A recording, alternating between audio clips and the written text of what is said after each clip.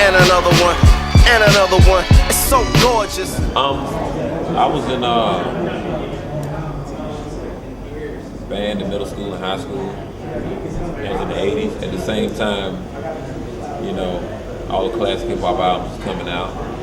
So kind of a weird mix of what was going on. I was playing overtures in the daytime and coming home playing Brand Nubian at night. That was kind of forged me what I am right now. So in the late 90s, I took my hand at producing, trying to make beats on the computer, and one thing led to another. And one beat turned into 3, and turned into 100.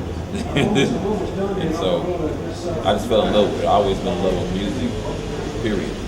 So, you know, and I really wanted to find out what the mystique was about being a producer. And so that's what, that I kind of coupled it to being a Jedi almost. And I'm a Star Wars fan, so that's why I got into it. And we get it started up one more time.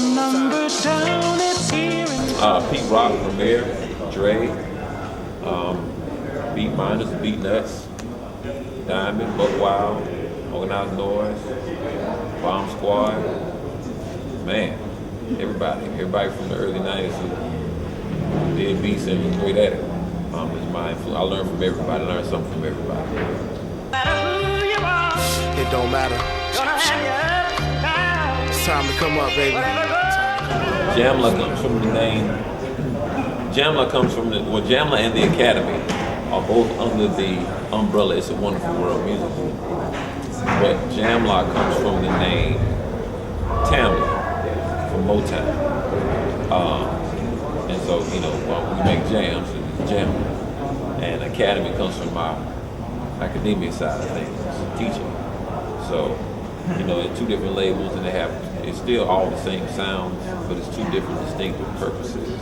Jamla may be the label that you'll see more on the mainstream or close to it, where Academy would be more grassroots on the road, but the entire label is grassroots anyway, so that's what it is. And what is the grassroots cause?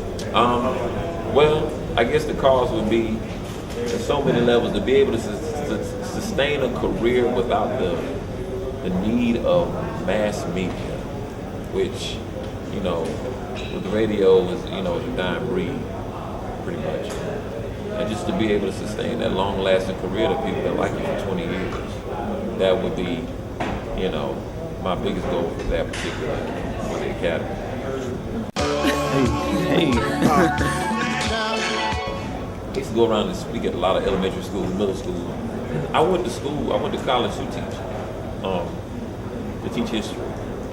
And so, you know, I believe everything runs full circle. And that's what happened. So, my alma mater approached me for teaching the class at North Carolina Central. I accepted it. 3 years later, I taught at the university for 3 years, you know. And so, it's a fun experience to take something that I love and to actually give it. That was my way of giving it to somebody else. This is everything I know about hip hop, you know? And so that's how I got into it. I love it. What was it like teaching somewhere as prestigious as Duke University? Was it a lot of pressure? And I think I got more kick out of teaching at Duke because I'm a fan of the basketball team more than anything else.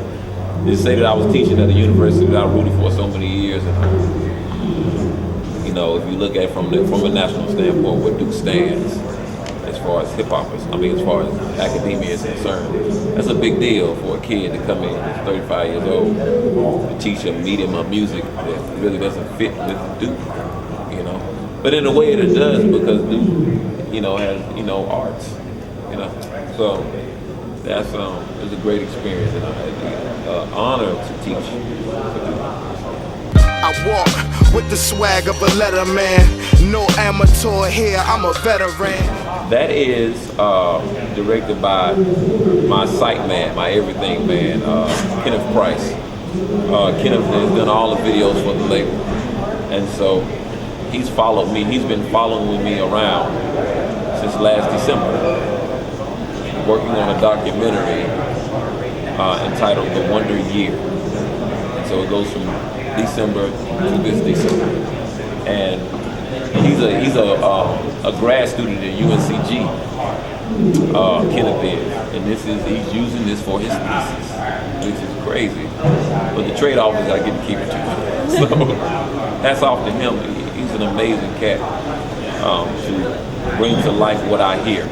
He sees what I hear, which is, if that makes sense. Yeah. And so the documentary is about my life, everything I got done, accolades and all that good stuff.